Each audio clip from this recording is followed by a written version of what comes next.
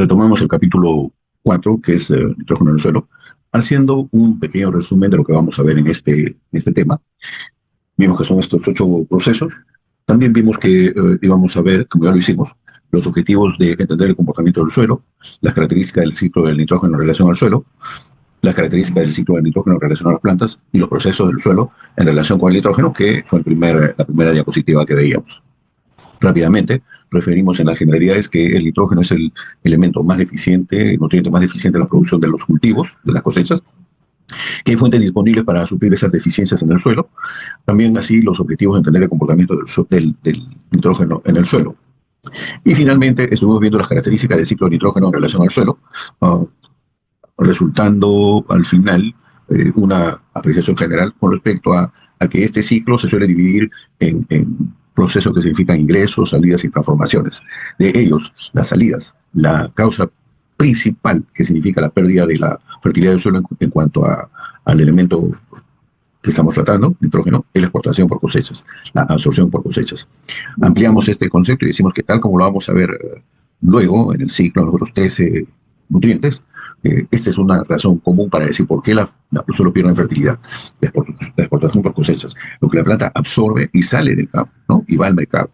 Y lo consumimos de diferentes maneras, ¿no?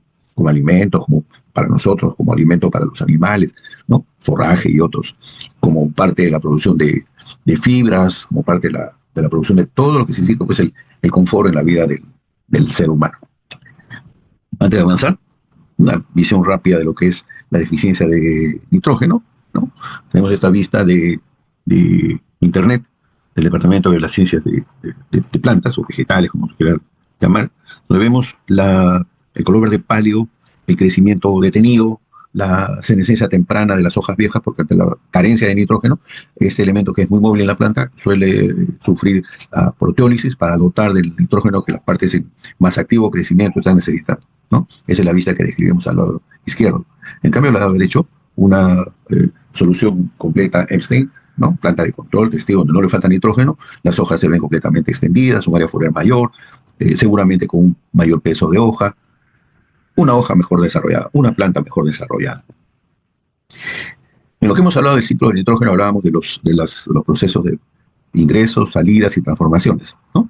Encontramos en el universo de quienes tratan de este tema propuestas como esta interesante, importante, valiosa, diría yo, de David Silva y colaboradores en esta publicación llamada Principios y aplicaciones de microbiología del suelo, donde nos muestra el ciclo biogeoquímico del nitrógeno, ¿no? Yo creo que los autores diferentes que tratan de proponer algo con respecto al tema, siempre proponen aquello que de repente les luce más significativo, más importante, ¿no? Y algunos de los procesos que quedan en esa perspectiva de lado, ¿no? Particularmente a mí no me satisface del todo este trabajo de David Silvia, ¿no? En la medida que, por ejemplo, ahí empezamos, ¿no? Dice, cualquier ciclo, uno puede un ciclo empezar en cualquier lugar. Yo me voy a permitir empezar por, tal como lo vamos a exponer, por el nitrógeno atmosférico, ¿no? Porque es la fuente mayor, si quieren, corrijo, la forma mayor de nitrógeno en el sistema suelo-planta, ¿no? Y atmósfera, ¿no? Esta forma de nitrógeno es la forma más abundante, ¿no? Se puede medir, obviamente, ¿no? No se puede decir que es inconmensurable, se puede medir, ¿no? Pero es una cantidad muy superior a cualquiera de los otros espacios o apartamentos de este ciclo, muy superior, ¿no? Entonces, si tomamos en consideración esta molécula de dinitrógeno, ¿no es cierto? O como también lo solemos llamar nitrógeno molecular, este gas que está en el aire en una proporción de 78-80% de volumen, y uno dice, ¿qué sucede con este nitrógeno? ¿Ah? Y miramos acá y dice, fijación, ¿no? De modo no simbiótico, pero también de modo simbiótico, ¿no? Y entonces seguimos esta flecha y decimos, parece ser a la propuesta de este autor, de David Silva, y parece ser, o de estos autores, parece ser, repito, que este dinitrógeno pasa directamente al nitrógeno orgánico. Y eso es cuestionable, para decirlo de algún modo, ¿no? Porque el proceso de fijación significa una transformación donde este gas de nitrógeno se va a convertir en otro gas que es el gas amoníaco, ¿ya? Igual pasa por este lado acá, en la fijación simbiótica, gas amoníaco. Todavía la planta no ha podido aprovechar ese gas amoníaco. Me quedo ahí un ratito para decir, sí, pues hay que completar. Por acá también miramos que el nitrógeno orgánico podría ser mineralizado. Acá no dice mineralizado, dice amonificación. Y tal como miramos en la última clase presencial, ¿no? La mineralización o descomposición o liberación de nitrógeno orgánico para llegar a nitrógeno, ni siquiera como amonio, sino como gas amoníaco, pasa por dos procesos. Uno se llama aminización y otro se llama amonificación, ¿no? Como ven, tienen sus de repente el autor trata de enfatizar así, ¿no? La amonificación, los resultados finales, algo por ahí debe ser, ¿no? Miramos este otro, de la doctora Nora Iñón, ¿no? Que les he compartido la publicación de la doctora Nora Iñón, de la Universidad de Buenos Aires, Argentina. Y aquí muestra así lo que le llama el ciclo biogeoquímico del nitrógeno, ¿no? ¿Ya? Igual, habla acá, dice del nitrógeno, nitrógeno atmosférico, nitrógeno molecular gas, en el aire, ¿no? En el aire, esa mezcla de gases que se llama aire, ¿no? Mezcla de nitrógeno, oxígeno, CO2, gas metano, qué sé yo. Y este dinitrógeno, ¿sí? Pueden ser fijados por bacterias, dice aquí, ¿no? Fijadoras de nitrógeno, bacterias de las raíces, dice, ¿no? Pero de repente miramos y decimos, ¿dónde está la fijación que ocurre por raíces que viven libres en el suelo? Y no la vemos. Acá no está. Claro, ¿no? Inmediatamente vamos a decir, lo que pasa es que la fijación libre es bastante menor en relación a la fijación de esta asociación simbiótica, ¿no? De bacterias con las raíces de especies de plantas, es bastante menor, ¿no? Hablamos de repente de una proporción que es hasta un décimo o más pequeña todavía, ¿no? Y entonces, pero seguimos el rastro de esta fijación de nitrógeno y otra vez dice que genera amonio. No, la fijación significa un proceso de reducción que, así como ya dijimos antes, genera otro gas, el gas amoníaco, el cual en base a acuosa recién se va a convertir en amonio. No es labor que hagan las bacterias, ¿no? Bueno, no es labor que hagan como parte del proceso de fijación. Entonces, repito, algo observable, nosotros nos hemos permitido, ¿no? Dice ahí, adaptado, ¿no? Por el autor de esta presentación, de esta diapositiva, basándonos justamente en lo que presenta la doctora Nora Iñón, ¿no? Y le hemos añadido procesos que, como ven, están en la lista de esos 8 procesos que vamos a describir en relación al nitrógeno, ¿no? Lo hemos enriquecido. Repito, que quede grabado, con todo el respeto que merece el muy buen trabajo de estos autores, de David Silvia y colaboradores, y de la doctora Nora Iñón, para enriquecer nuestra discusión, y aquí ya podemos tener desde el gráfico una idea más cabal de lo que pasa en este ciclo biogeoquímico del nitrógeno. Incluso les comento, ¿no? He hecho acá una modificación, incluso el día 2, ¿no? Ya hemos completado para la presentación, acá está un porcentaje en la parte inferior, pero otro más significativo es decir que el nitrato en el proceso de desnitrificación, ¿no? Tiene como resultado final este gas de nitrógeno, ¿no? O sea, le hemos completado esta flecha acá, ¿no? O sea, la nitrificación pasa, yo lo puse así siempre, ¿no? Pasa por bacterias nitrificantes, pero no le he puesto el resultado, ya hoy ya le he puesto acá. Les comento, no voy a hacer la modificación en el documento que está en aula virtual, ¿no? Porque ambos se complementan, ¿ya? Ambos se complementan. Yo espero que cuando ustedes hagan el visionado, ¿no? Visionar se dice el verbo. Cuando hagan el visionado de este documento y tengan a la mano de repente ya su material impreso de aula virtual, le hagan la flechita del caso, ¿no? Como bien repito, lo hemos enriquecido y aquí están pues otros procesos, y a eso es lo que voy, que aun cuando sean poco significativos, ocurren, y hay necesidad de decir así, ¿no? Son más significativos, menos significativos para decir qué ocurre, en qué magnitud y en qué dimensión.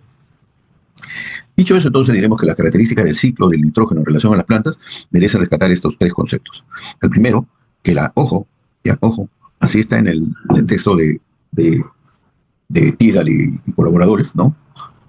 Que la fuente fundamental para las plantas es el nitrógeno.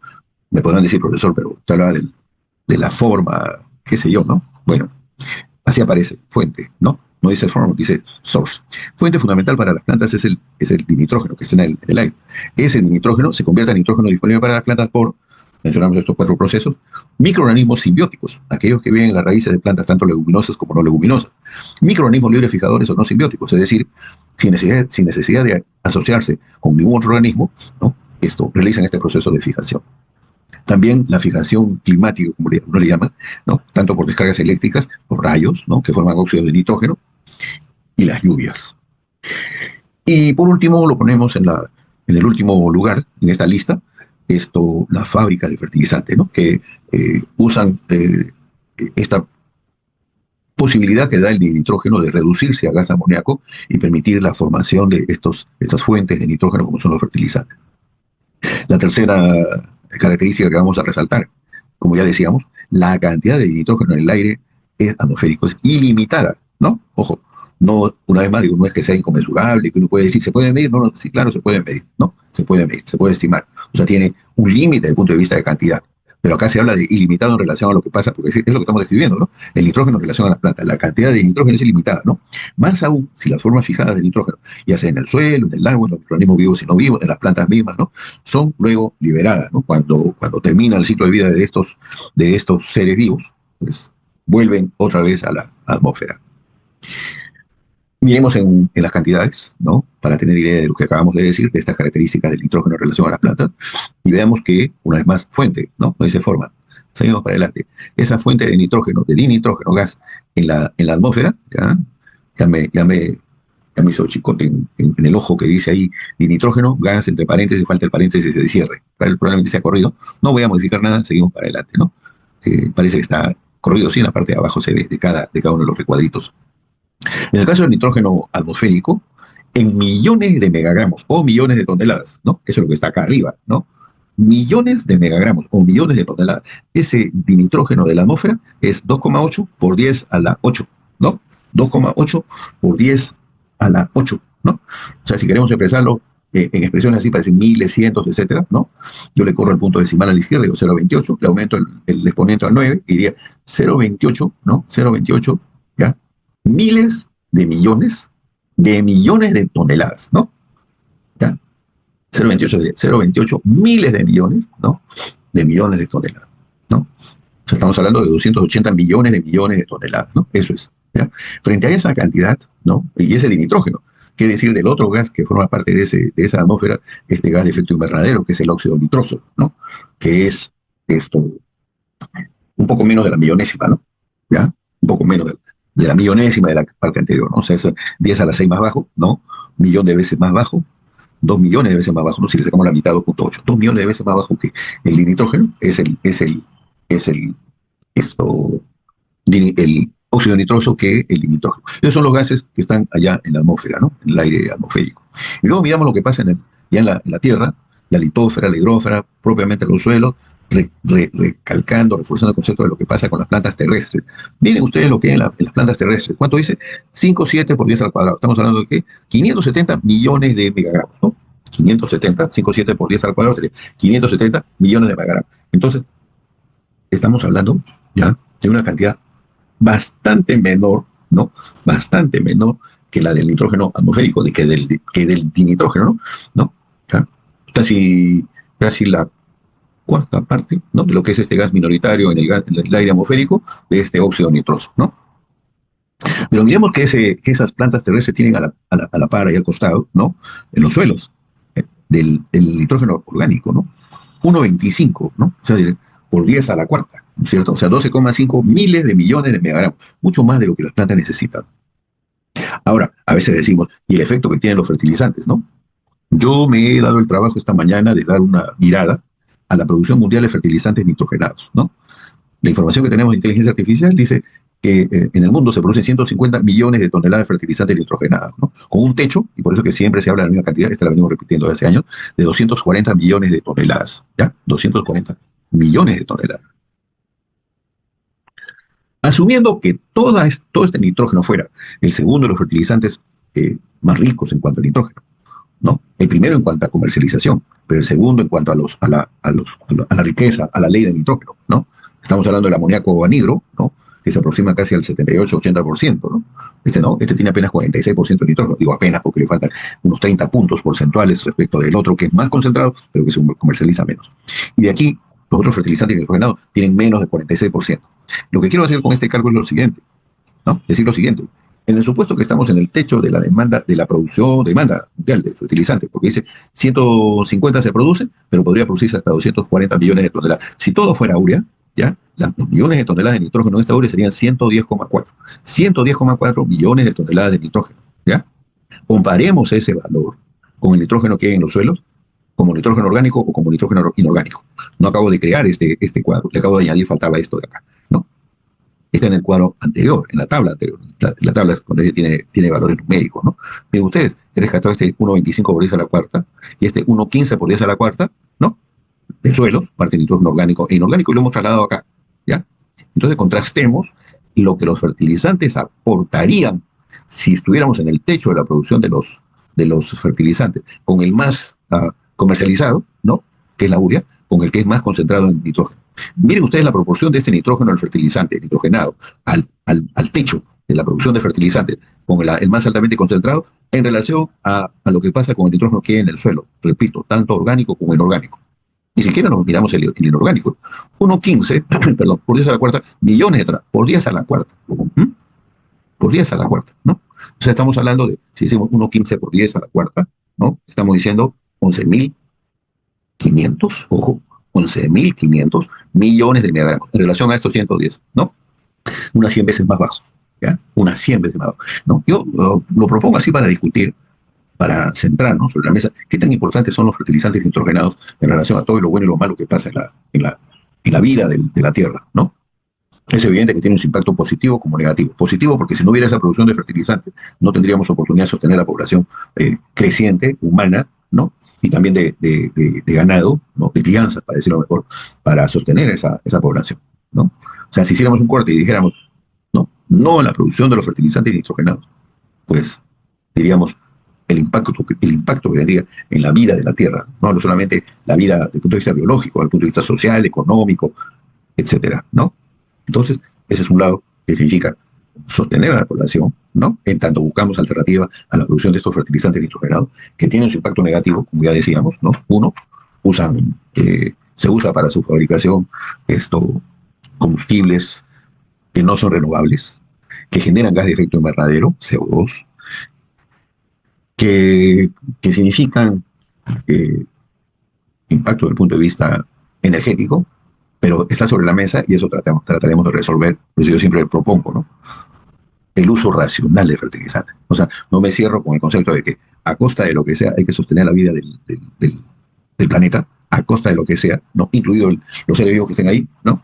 Ignorando, entonces eso no debemos aceptarlo, y no, ignorando los efectos, los impactos ambientales negativos de estos insumos, ¿no? Hay que estar conscientes que esto ocurre, conscientes que esto ocurre, y en esa conciencia de decir, pues buscamos esos defectos y buscamos alternativas para tener una mejor gestión de la vida de la Tierra.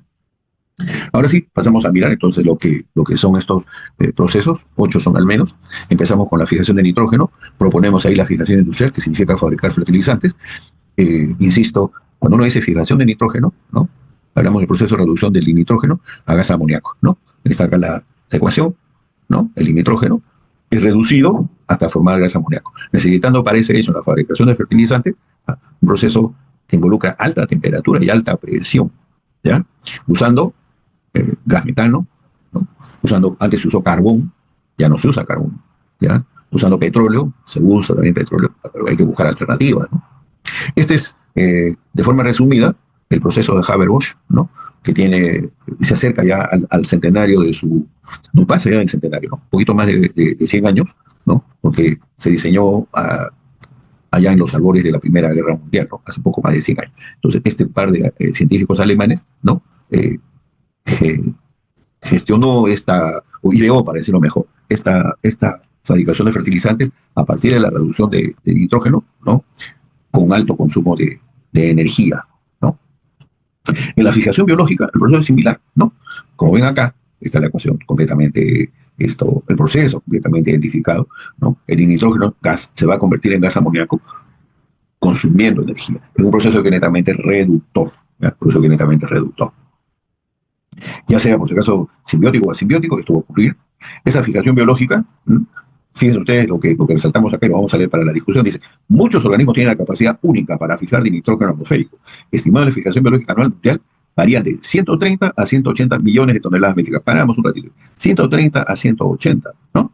Se parece a lo que acabamos de mencionar hace un momento, ¿no? Digamos que son 150 millones de toneladas, ¿no? Lo que se produce de fertilizantes nitrogenados, con algo así como 110 millones de toneladas. Si alcanzamos el techo de los 240, sería 110 millones de toneladas de nitrógeno. En el estimado que se trate de urea, ojo, 110 millones de toneladas en el supuesto que estamos trabajando con el techo de la producción y de un fertilizante el más alto de aquellos que se comercializa, 110 millones de toneladas. Y acá que tenemos, la fijación biológica anual mundial habla de 130 a 180 millones de toneladas. Paramos ahí. Dice, casi 50% de esta cantidad a cargo del género Rhizobia. Dos reflexiones muy importantes de este género Rhizobia. Y la otra es que en el mundo, en la tierra, en los suelos, se mueven 130 a 180 millones de toneladas de nitrógeno a partir de la fijación del nitrógeno, ¿ya? Por eso es que algunos dicen, y yo creo que no dejan de tener razón, que en la Tierra se mueve tanto nitrógeno de la fijación biológica como nitrógeno de la fijación industrial. Menos de repente la fijación eh, meteorológica, climática, como es la precipitación pluvial o los rayos, ¿no? O los rayos, ¿no? En ese momento decía, en ese momento decía, esta cita decía, en cambio el uso mundial del nitrógeno de fertilizantes fue de casi 100 millones de toneladas. O sea, como que se igualan por ahí, ¿no? Repito, en la medida que esto, digamos, no es sulfato de amonio, no es nitrato de amonio, no es nitrato de potasio, no es nitrato de calcio, no es los nitrógenos amoniacales propios de los fosfatos amoniacales, no. Si decimos la única forma de nitrógeno fuera la urea, a los 240 millones de toneladas de fertilizantes nitrogenados producidos, no. O sea, no se iguala, no se iguala. Es decir, con esto, digamos bien claro, parte de los procesos negativos en relación a la Tierra y del nitrógeno tienen también su origen en la, en la vida propia de la Tierra. Por lo que es lo mismo, para quedar más claro, ¿no? Estamos en días en que el hombre ha vuelto a acercarse a la Luna. Suponiendo que los miles de millones que estamos acá en la Tierra, algunos que estamos entre 8.000 a 10.000 millones, todos estuviéramos allá en la Luna, ¿no? O más, o mejor de repente en Marte, nos alejáramos de la Tierra, pues en la Tierra habría este proceso de modo natural, continuaría igual, ¿no? La fijación biológica anual mundial seguiría siendo de 130 a 180 millones de toneladas métricas, con todos los impactos favorables y los impactos desfavorables que puedan ocurrir. ¿Ya? Perdón. Acá mostramos parte del sistema, dice, de la raíz de una planta de trébol, nodulada por Rhizobium, ¿no? Se ven ahí las bolsitas, las vesículas, los saquitos de las bacterias, ¿no? De Rhizobium. Dice acá, este es el propio lo que sacó de la doctora, de la publicación de la doctora Noriñón, ella dice, cuando habla de la fijación biológica del nitrógeno, dice, el nitrógeno es un elemento increíblemente versátil que existe en forma inorgánica y orgánica y a la vez en muchos y diferentes estados de oxidación, ¿no? Es cierto, así es. ¿Algo más que podemos decir respecto a la fijación biológica del nitrógeno? Sí, decir que esto ocurre de modo asociado entre microorganismos y plantas, por eso se llama así microorganismos fijadores simbiontes.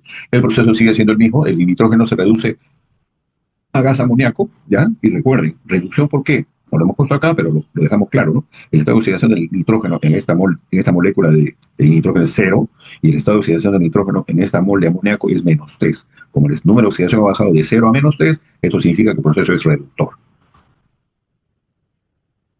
¿Qué decimos del rizobio? Que este género de bacterias fijan de modo simbiótico, ¿no? Asociado con leguminosa, con sistemas radiculares de leguminosa, ¿no? De modo que algunos cultivos se benefician al inocular razas apropiadas de estas bacterias, ¿no? De las especies que se asocian, para la redundancia, específicamente a determinada leguminosa, ¿no? ¿Ya? ¿Qué queremos decir con esa especificidad? Luego vamos a ver por un ejemplo, lo digo de una vez de ahora, que lo vamos a ver. Para el caso de la soja o soya, por ejemplo, ¿no? Glycinemax, la especie bacteriana que fija especie de Rhizobium es la Rhizobium japonicum, ¿ya? Esa es la especificidad. No es Rhizobium meliloti, no es Rhizobium trifoli, no es Rhizobium leguminosaro, es Rhizobium japonicum, ¿ya? Esa es la especificidad de la identidad entre la leguminosa y la bacteria, ¿no? Incluso, como vamos a ver luego, hay ya definidos que esta especificidad incluso se traslada a aquellas, las llamadas razas, ¿no? Razas de esas especies bacterianas. Esta simbiosis, como hemos dicho, ocurre con leguminosas, pero también ocurre en cultivos no leguminosos, ¿no? En la literatura siempre se habla de 2 o 3 especies de árboles, ¿no? De plantas que son de porte arbóreo, como son la casuarina y la mírica, ¿no? ¿Ya? Que son cuyos sistemas radiculares, cuyos órganos radiculares, sus raíces, son invadidas por actinomycetos del género Frankia, ¿no? Que se asocian con estas plantas. Ya no hablamos de género Rhizobium, ¿no? Ya no hablamos de leguminosas, hablamos de plantas no leguminosas. Y también podemos hablar de esta asociación de la Azolla anavaena, de esa pteridofita, de ese helecho acuático, como es el helecho Azolla, ¿no? En el cual el alga azul verde anavaena, ¿no? Que posee clorofila, ¿no? Tanto como plantas superiores y de hábito acuático y terrestre, se asocia con el sistema radicular de la azolla, de esta pteridofita. Algunas vistas para recrear lo que hemos visto allí, ¿no? El caso de las especies maderables, la mírica y la casuarina, que tienen este actinomyceto del género Frankia, ¿no? Vemos ahí cómo estas actinobacterias desarrollan esa especie de racimos, ¿no? Y similar acá en el caso de las especies del género alnus, ¿no? En el cual también sus sistemas radiculares son invadidos por estas bacterias, estos actinomycetos o actinobacterias. Algunos bosques de alisos en Helsinki que nos pueden dar una idea de la importancia que pueden tener, que decimos acá, ¿no? De potencial importancia de la producción de madera y reforestación. Entonces ahí tenemos algunos bosques de alisos en Helsinki, ¿no?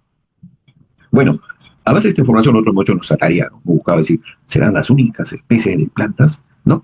El Alnus y la mírica, la hemos resaltado acá, ojo, ¿no? Con fondo amarillo, en letras rojas, pero al buscar plantas simbiontes, hemos encontrado que no son los dos únicos géneros de plantas maderables, que son hasta 24 géneros de un total de 8 familias de plantas, ¿no? Que podrían generar ampliar esa riqueza, ¿no? Del potencial desarrollo de plantas maderables, ¿no? Con fines de reforestación, de construcción, de industria, de muchos aspectos seguramente, ¿no? Y ahí están las listas, ¿no? Ahí están las listas, ¿no? Leemos porque nos interesa, ¿no? Todas las especies del género Alnus de la familia Betuláceas, ¿no? Tienen plantas simbiontes, todas. Dice, algunas especies de los 4 géneros de la familia Casalinácea, algunas, no todas. Ciertas especies del género Coriaria en la familia Coriácea, ¿no?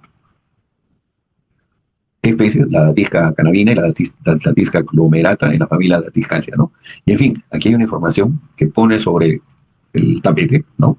Lo que los libros de fertilidad de repente no abundan por razones que ellos podrían explicar, no lo sé, ¿no? O sea, no solamente Alnus, Casuarina, Mírica, son importantes. Hay, como dice esta lista, un total de 24 géneros de 8 familias. Y de repente seguimos buscando, encontramos más, y por ahí alguno de ellos más importante desde el punto de vista económico, ¿no? Habría que ver.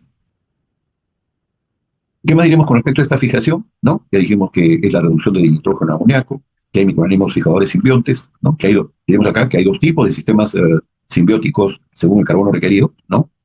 Uno es el de aquellos nódulos que forman en leguminosas, como no leguminosas, y otro propio de simbiosis con algas de azul verde, que hemos mencionado por ahí la asociación azola-anabaena, ¿no?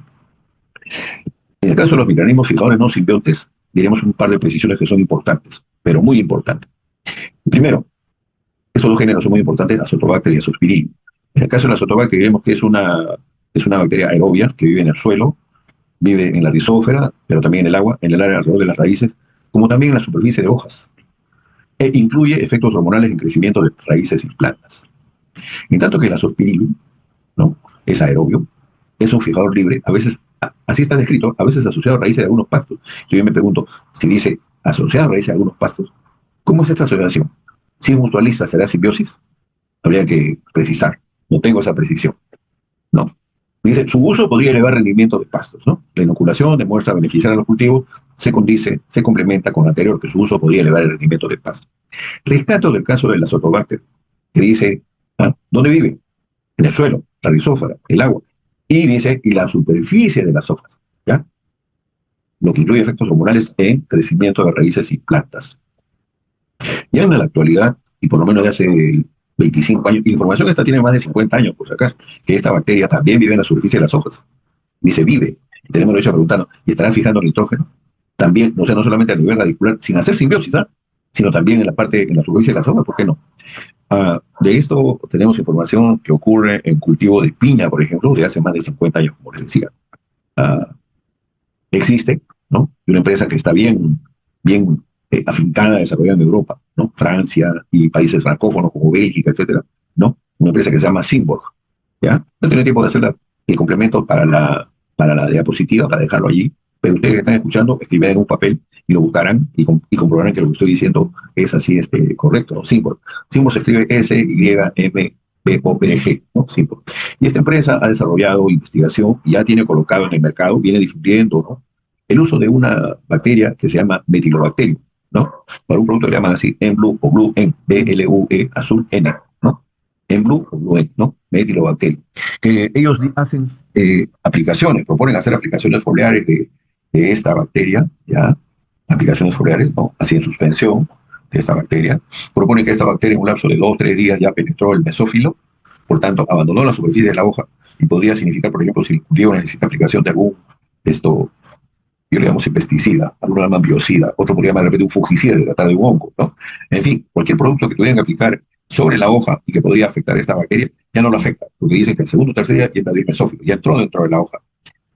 Dicen ellos que han hecho pruebas en cultivos con arroz y significa para cultivos con arroz, cultivos comerciales de arroz, que estas aplicaciones de Meteorobacterium, de Blue M o M Blue, permiten la fijación de alrededor de 100 kilogramos de nitrógeno por hectárea. 100, ¿no? Estamos hablando así como el equivalente de nitrógeno, un poco más de 4 sacos de urea.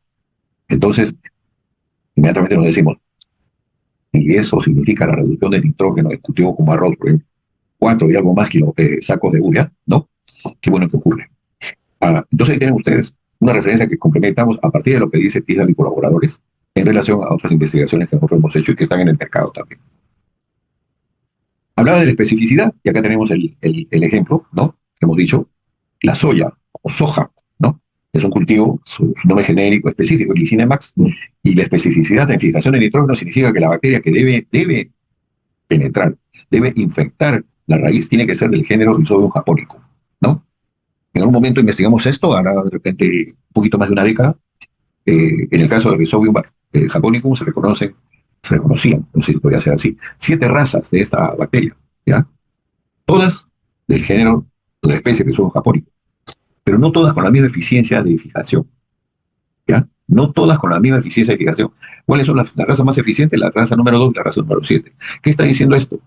Está diciendo claramente que podría haber una infección de una bacteria de Rhizobium japonicum, pero de repente una raza no tan eficiente. Para el caso que estamos mencionando, podría ser la 1, 3, 4, 5, 6. Pero esto marca la razón, ¿no? O una principal razón, si no es la razón, una principal razón, el por qué cuando revisamos cuánto de nitrógeno se fija en la asociación bacteria, leguminosa, en alfalfa, en haba, en arveja, en todos los cultivos, no hay un valor, digamos así, lo más puntual posible. A veces dice, en arveja, fija de 100 a 200 kilogramos. Dice, ¿por qué tan bajo y por qué tan alto? Nosotros querríamos que siempre fuera el más alto, ¿no es cierto?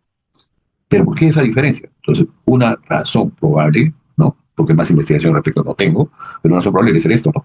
Que en esta invasión de la raíz, en esta infección radicular, si penetra una raíz, una raza más eficiente que otra o menos eficiente que la otra, tendremos respectivamente mayor, ¿no? Fijación de nitrógeno a menor fijación de nitrógeno, ¿no? Como quiera verse.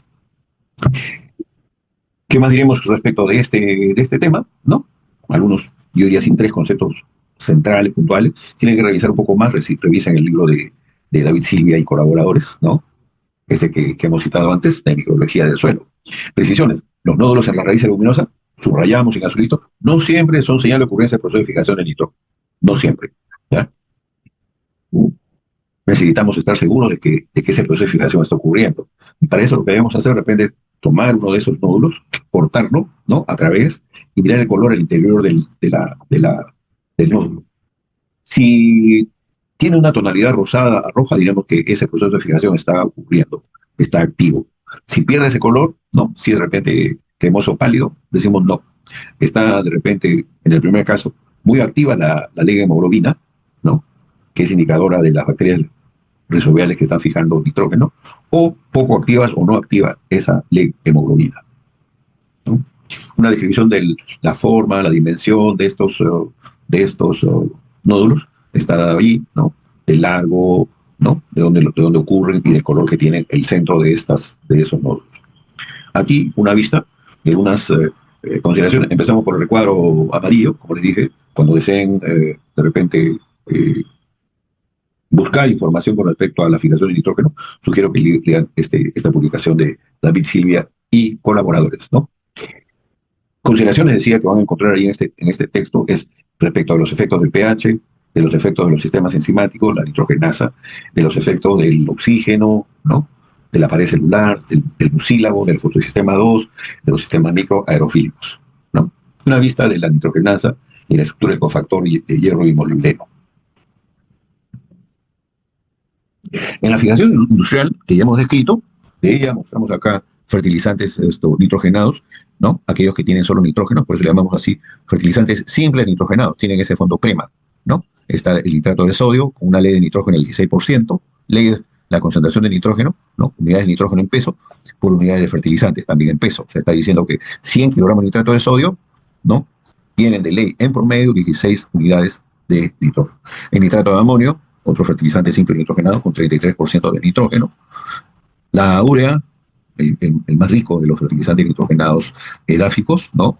El más rico, y diremos de repente mejor, no es más, el segundo más rico, porque el más rico es ese amoníaco anhidro que se usa mucho en cultivo de caña en espacios muy grandes, en Estados Unidos, en Canadá, en Brasil, en Argentina también, necesitan equipos especiales para aplicar y en superficies muy grandes, no muy grandes, hablamos de los cientos de miles de hectáreas, ¿no?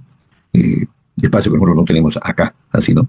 Propio de un fondo, no, ¿no? Algunas decenas de miles de hectáreas sí puede ser, ¿no? No diga Casa Grande, por ejemplo, con sus 22.000 hectáreas, ¿no? Pero ni ellos tienen este sistema de aplicación de nitrógeno. No les sería rentable tener un equipo así. El sulfato de amonio, ¿no? Que es simple nitrogenado porque de una terna que son nitrógeno, fósforo y potasio, de esa terna ya se ha propuesto, digamos así, se ha propuesto que si tiene uno de los tres, nitrógeno o fósforo o potasio, uno de los tres, se llama simple nitrogenado, simple fosfatado, simple potásico. En este caso, los simples nitrogenados son, repito, nitrato de sodio, nitrato de amonio, urea, sulfato de amonio, que aunque tiene otro nutriente esencial como el azufre, no se le dice, se le dice solo simple nitrogenado porque de los tres que mencioné solamente tiene nitrógeno. Similar pasa con el nitrato de calcio, ¿no? Que tiene de nitrógeno 15% su ley en forma nítrica, aunque tiene otro macronutriente esencial para las plantas como es el calcio, ¿no?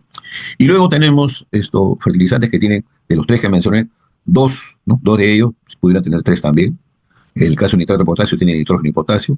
El caso del fosfato monoamónico y amónico tiene, aparte de fósforo, tiene también nitrógeno, ¿no? Entonces, eso hablamos de fertilizantes compuestos. Y eso es lo que hay en relación al nitrógeno, ¿no?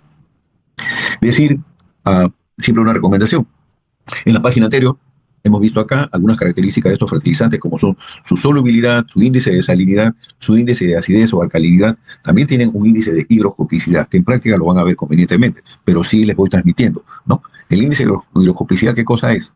Significa, si ponemos en un espacio, en algún lugar, cualquiera de estos fertilizantes de nitrógeno, ¿ya? Estos tienen capacidad para absorber agua de la atmósfera, ¿ya? Por eso es que son higroscópicas, con G de gato. No es hidroscópico con D de dedo, a veces ustedes escriben, ¿no? Hidroscópico, porque dice hidroagua, no es así. Higroscópico, ¿no? Absorbe agua de la atmósfera, ¿no? Esa agua que sale de agua de vapor, estos sólidos lo absorben. Y esa capacidad de absorber agua de la atmósfera hace que en algún momento hayan absorbido tanta agua que una característica que desarrollan es la pastosidad. O sea, queremos aplicarlo de repente de un saco de fertilizante, de un mezclado fertilizante, ¿no? O del propio saco de lo que estamos viendo ahí, que los acabamos de abrir, y tomamos una lata, un envase cualquiera, o de repente a propio puño, ¿no? No genera ninguna alteración, ni siquiera menor, que se aplique así a mano desnuda, estos fertilizantes. Entonces, de repente, se está haciendo a mano y la pastosidad hace que, y la humedad está desarrollada por la higroscopicidad, hace que el fertilizante se pegue en la mano, se adhiera, y la aplicación, por tanto, se hace difícil, ¿ya? Esa higroscopicidad aumenta cuando el fertilizante se expone al sol, ya sea en radiación directa, como vemos en esta vista al costado izquierdo, en ese motocar que alguien ha cargado y está de repente pagando la cuenta, tomándose una gaseosa, etcétera, ¿no? O de repente, más aún, en la tienda que está, encontró que está pasando un partido de la Liga de Campeones y se queda ahí sentado 20 minutos, media hora. En todo ese tiempo, este fertilizante está cargando esa humedad, ¿ya? Está aumentando, con ese aumento de calor, está aumentando la capacidad para absorber agua. O sea, quiere decir que aumentó esa capacidad, al momento que lo abrimos, empieza a absorber el agua de la atmósfera y se empieza a volver así pastoso, ¿ya? La pastosidad. O también radiación indirecta, como vemos al lado derecho, ¿no? También le está cayendo esa radiación. Entonces, lo que hay que hacer es, perdón, cuando se va a comprar, a trasladar, a mezclar, lo que sea en espacio que esté sombreado, que no se exponga hacia el sol, ¿no? Y si se va a tener esta compra y este traslado, tener lonas, tener mantas para cubrirlo y evitar que cargue ese calor. Pero lo mejor todavía sería, no, lo descargamos, lo cargamos, lo llevamos inmediatamente al depósito y que no quede ni siquiera así, ¿no? No expuesto a radiación directa, sin directa, ¿no? De repente al interior del almacén y quien quiera llamar la atención de su producto, ya llegó, dice el fertilizante, poner aquí una pizarra grande que diga, ya llegó el fertilizante. Tengo urea, por ejemplo, ¿no? Para evitar ese incremento en el índice de higroscopicidad del fertilizante. Cierro esta parte. Los fertilizantes más higroscópicos son los nitrogenados, ¿ya? Son los más higroscópicos. Y de todos, lo más higroscópico es el nitrato de calcio, este de acá, ¿ya? Este de acá, nitrato de calcio, el más higroscópico. El nitrato de magnesio también de modo similar. El segundo proceso del cual vamos a hacer referencia, es la descomposición, mineralización, liberación de nitrógeno orgánico. Algo de esto ya hemos mencionado esto en clase pasada, ¿no? Cuando hicimos la última clase presencial, ¿no? Ese nitrógeno orgánico no es móvil, por tanto no es lábil, por tanto no es disponible para las plantas. Necesita descomponerse, necesita mineralizarse, necesita liberarse para transformarse en nitrógeno disponible para la planta. Aspectos importantes que debemos de tocar en esta descomposición, aparte de la identificación de los procesos, es referir los organismos que participan en estas transformaciones, los medios favorables para esta descomposición, los productos finales que ocurren en cada uno de los subprocesos. Empezamos con los organismos. En primer lugar, digamos que los organismos, ¿no?, que participan en esta descomposición responden por una o más reacciones de la descomposición, ¿ya? O sea, no tienen una actividad así específica única, puede ser más de una. Y la segunda es que bacterias heterotróficas, hongos, descomponen las proteínas, las peptonas, los aminoácidos, todas las formas orgánicas del nitrógeno, por eso aparece como punto suspensivo, ¿no? Todos estos se llaman así exosaminas, ¿no? Y las exosaminas son descompuestas por estas bacterias, por estos hongos. ¿Qué medios favorables son favorables para estos organismos? Para el caso de bacterias, las bacterias predominan en cuanto a su actividad, ¿ya? Es mayor, es mejor, más rápida, más eficiente, cuando los pH son alcalinos y neutros, ¿no? Con alguna participación de los hongos. En medio alcalino o neutro, más eficientes son las bacterias que los hongos. En cambio, en medios ácidos, los hongos son predominantes en cuanto a actividad. No estamos diciendo que no actúan bacterias, pero actúan con un significado menor. ¿Qué diremos respecto de los productos finales? Que las actividades de un grupo generan sustrato para la próxima actividad, ¿ya? Y así hasta que el sustrato es completamente descompuesto, mineralizado. Dicho sea eso, entonces, diremos que esta descomposición, mineralización, liberación de nitrógeno orgánico eh, pasa por dos procesos secuenciales, ¿ya? Sucesivos, uno detrás del otro. Y decimos bien claro, la primera de estas dos etapas se llama aminización. O sea, nunca toquemos estos nombres, ¿no? O sea, nunca pongamos primero modificación, después aminización, ¿no? Como ven, hacemos una referencia a lo que propuso alguno de los autores anteriores, ¿no? Son dos, aminización y modificación. Alguien por ahí decía de frente, amonificación. No, primero es la aminización. En esa aminización, la descomposición de las proteínas, de las exosaminas, llevan a la formación de estos tres grupos de compuestos: aminoácidos, aminas y, hacemos el énfasis, ¿no? Nos quedamos en silencio un momentito y decimos claramente, urea, ¿ya? Que probablemente deberíamos decir urea, porque así es como se pronuncia esta palabra. No es esdrújula, ¿no? Es una palabra grave, urea, pero nos hemos acostumbrado, todos decimos urea y vamos a decir urea, ¿ya? No caigamos en el error de ponerle la tilde hasta que la RAE nos diga, ya que nos hemos acostumbrado a usar la palabra urea, pongámosle la tilde, ¿no? Eso va a demorar en ocurrir, de repente nunca ocurre. Pero donde voy con este énfasis que nos han dicho en nuestra clase de enseñanza-aprendizaje, que nos han dicho, la enseñanza tiene que pasar por la dramatización, por eso dije, hacemos ¿no?, el silencio para introducir el concepto de la urea. Es decir, en los procesos biológicos, yo sé que ustedes ya lo sabían, ¿no? Pero jamás se dejen, es una palabra que no es académica, pero que describe lo que voy a decir, jamás se dejen enredar en el concepto de que urea solamente hay a partir de los fertilizantes que se aplican al suelo. No, no, no, 3 veces no. ¿Ya? La urea existe en los procesos naturales, ¿ya? Existe, ¿ya?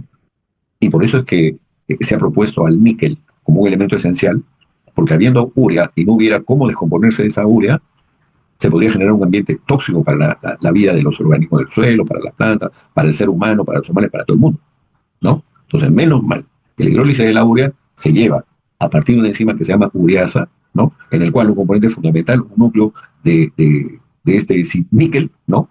De este níquel permita que la vida continúe.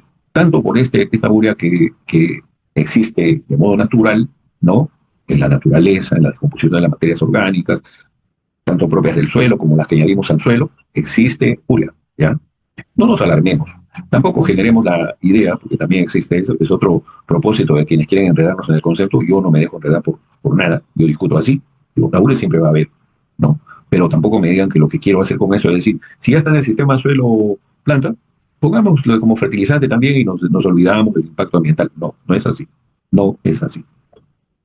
El segundo proceso de estos dos la segunda etapa se llama la amonificación, proceso en el cual los productos de la aminización que hemos mencionado, aminoácidos, aminas, la urea, son descompuestos por microorganismos heterótrofos, ¿no? Recordemos que pueden ser los mismos que actuaron en la primera parte, en la segunda parte, en todo momento, liberando amoníaco, que con agua genera amonio, ¿no? Primera forma de nitrógeno que la planta podrá aprovechar. Algunos de los aminoácidos que ocurren en este proceso se mencionan allí, tal como lo mencionan Fassbender y Borramisa, así es que ahí los proponen, ¿no? Algunos de esos aminoácidos, para ilustración, lo anotamos acá, ¿no? Vemos que son compuestos que tienen aminoácidos, tienen aminas, tienen grupos iminas, eso es parte de lo que es el triptofano, como en este caso, ¿no? La desaminación ocurre tanto en condiciones de alto potencial redox como de bajo potencial redox. Esta cita la hacemos a partir de lo que nos propone Tisdale Fassbender y Borramisa, ¿no? Sin precisar si este alto potencial redox, este bajo potencial redox, es lo que propuso Bartlett, ¿no? De los 330 milivoltios y la presencia de hierro férrico para el alto potencial redox, hierro ferroso para el bajo potencial redox. No tengo esa precisión, tampoco lo hacen los autores. Pero sí decir que en condiciones de alto potencial redox, ¿no? En medio oxidativo, la desaminación ocurre formando un grupo ácido cetónico, en tanto que en medio reductor, con bajo potencial redox, la desaminación, como usted se pierde a partir de la amida, se formará pues el amoníaco que vemos acá, ¿no? Acá vemos amoníaco, acá vemos amoníaco, ¿no? Y se produce entonces, en este último caso, un ácido graso saturado. ¿Qué bacterias participan? Tanto aerobias como anaerobias, también como hongos, están citados en esta lista, ¿no? Cerrando, diremos que una población diversa de bacterias aerobias, anaerobias, hongos, actinomycetos pueden liberar amonio, lo dijimos en clase presencial, ¿no? Así está el texto de Tisdale y colaboradores, ¿no? Debería sí liberar amoníaco, en fin, ya lo dijimos, lo volvemos a resaltar, pero sí dice, pueden liberar amonio, ¿no? Este amonio puede seguir cualquiera de los 6 destinos, de los 6 caminos que mencionamos ahí, ¿no? Uno, en medio aerobio, con alto potencial redox, puede ser nitrificado. El amonio puede ser oxidado a nitrito y nitrato. Dos, el amonio puede ser absorbido directamente por las plantas superiores, ¿no? Absorbido. ¿Y qué pasa con ese amonio? Inmediatamente ya desde la raíz empieza a perder hidrógeno, ¿no? A formar amoníaco y a sintetizarse aminoácidos y proteínas. Tres, ese amonio también puede ser usado por organismos heterótrofos, ¿no? Que viven en el suelo. ¿Cuándo? Por ejemplo, cuando se añaden al suelo residuos de carbono orgánico, altos en carbono orgánico, bajos en nitrógeno, entonces puede ser usado ese amonio por organismos heterótrofos, ¿no?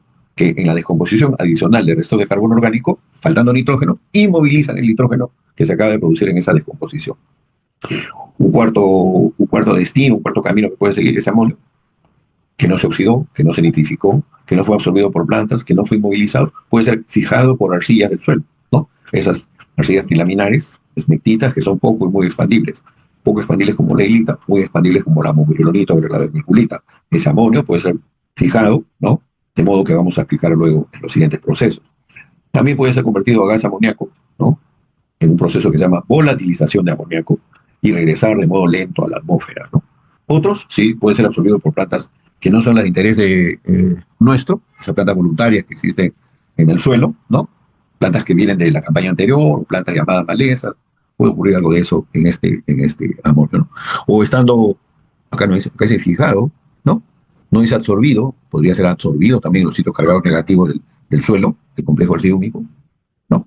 Puede ser absorbido, y así absorbido puede ser retirado por erosión laminar, y así fijado también puede ser retirado por erosión laminar, ¿no? ¿Ya? Estos últimos conceptos de absorción y la fijación sí está, pero estos conceptos de absorción y erosión laminar, vamos a regresar a la lámina correspondiente, ¿no? Acá las hemos puesto, ¿eh? El amonio puede ser absorbido, puede ser fijado, que ya hemos descrito, puede ser perdido por erosión laminar. ¿Listo? Regresamos entonces al punto que estudiemos, que es la descomposición, y pasamos al tercer proceso que se llama así, la nitrificación, ¿no? ¿Qué es la nitrificación? Es un proceso de dos pasos, uno y dos, también secuenciales. No se pueden trastocar estos procesos, no se puede cambiar su lugar, es uno después del otro, ¿no? Estos dos pasos significan que el amonio se oxida, pasa a nitrito y luego a nitrato. La oxidación biológica, la primera de amonio a nitrito, se representa como está allí, ¿no? En el amonio, como ya hemos dicho, el nitrógeno tiene esta oxidación -3, y al oxidarse, ¿no? Genera tres cosas. Uno, aumento en el estado de oxidación de -3 a más 3. Aparece ese nitrito, ese anión nitrito. Dos, aparece agua. Y tres, se genera acidificación, se genera hidrógenos. Cada mol de amonio que se somete a oxidación genera 2 moles de hidrógeno, como vemos ahí en la relación. Importante decir que ese nitrito tiene, a ver, creo que no está en la siguiente diapositiva. No, creo que no está. Vamos a ver después. Ya, importante decir que ese nitrito es bastante inestable, ¿ya? Bastante inestable. Tanto así que si el medio es oxidativo, inmediatamente ocurre la segunda reacción. Es decir, la primera, nos olvidamos de decirlo, lo decimos, llamada nitritación, da lugar a una oxidación de nitrito a nitrato, ¿no? ¿Por qué oxidación? Porque el nitrógeno más 3 avanza, sube a un estado de oxidación más 5. Al aumentar su estado de oxidación quiere decir que se está oxidando, ¿no? ¿Ya? Este proceso se llama nitratación. El primer proceso de la nitritación es activado por bacterias del género nitroso, del grupo nitroso, entre ellas la bacteria nitrosomonas. Tiene la particularidad, este nitrito, de ser muy afín con con estas proteínas, estos compuestos como el nicotina, amina, dinucleótido hidrogenado y el flavina, adenina, dinucleótido hidrogenado, ¿no? Compuestos nitrogenados de tipo M, HEME, que son parte importante en la cadena de transporte de electrones, o sea, los procesos de oxidación, procesos de respiración de la planta. Pero resulta que como son muy afines estos compuestos con el nitrito, ¿ya? Perturba ese proceso de transporte de electrones. Así es que por ahí no tiene un efecto negativo. Repito, menos mal, así dice la literatura, ¿ya? Menos mal, que el nitrito es muy inestable. ¿Qué quiero decir? Que antes de asociarse a estos compuestos que transportan electrones, ¿ya? Inmediatamente, si el medio es oxidativo, inmediatamente se oxida a nitratos, ¿no? En un proceso de nitratación, ¿ya? De nitratación, que es activado por bacterias del género nitro, en una especie que es la nitrobacter, que genera esta oxidación, cambio de esta oxidación del nitrógeno de nitrito más 3 a nitrato, nitrógeno más 5. Algunos detalles que son importantes a revisar son los que mencionamos en estos dos recuadros. Los 4 primeros dicen, uno, el primero, las nitrosomonas son bacterias autótrofas, es decir, obtienen energía al oxidar nitrógeno y carbono del CO2. Otras bacterias autótrofas son las nitros, miren, siguen siendo del grupo nitroso, Nitrosococcus, Nitrosolobus, Nitrosobibrio. También hay algunas bacterias heterótrofas que también oxidan amonio y otros compuestos reducidos de nitrógeno, por ejemplo, aminas a nitritos. Una tercera observación, es decir, que la oxidación de nitritos, ya lo habíamos dicho, se da con participación de bacterias del género nitro, esto se llama nitrobacter, por si acaso. Tanto las bacterias que participan en la nitritación como la nitratación se llaman nitrobacterias, todos son nitrobacterias. Decía, esta oxidación de nitritos se da con participación de nitrobacter, bacterias autótrofas, pero también algunas heterótrofas. La fuente de amonio puede ser el nitrógeno liberado de la materia orgánica o también de fertilizantes que contienen o forman amonio.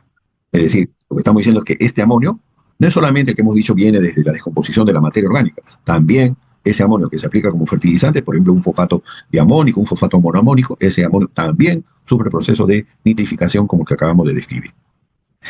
En el segundo recuadro decimos también tres aspectos que son muy importantes, ¿no?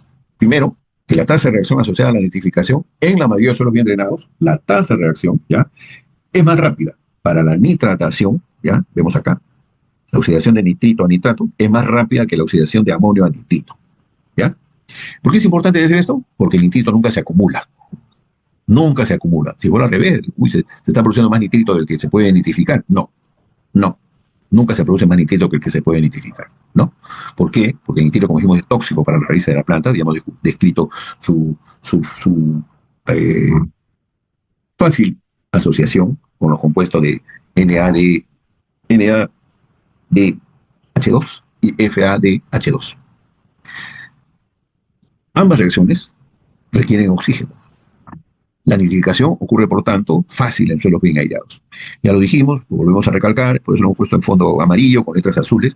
Las reacciones también muestran que cada mol de amonio, al nitrificarse, produce 2 moles de hidrógeno, 4 hidrógenos. ¿Lo hemos perdido de vista? Acá está. La nitrificación, también decimos, acidifica el suelo. Obviamente, si está produciendo hidrógeno, se está acidificando de modo natural y se acelera al aplicar continuamente fertilizantes que contienen o que forman amonio. O sea, cuanto más nitrógeno venga desde la descomposición de materia orgánica nativa del suelo o añadida al suelo, pero también por aplicar continuamente fertilizantes que contienen amonio, nitrato de amonio, sulfato de amonio, fosfato monoamónico, fosfato diamónico, allí hay amonio, ¿no?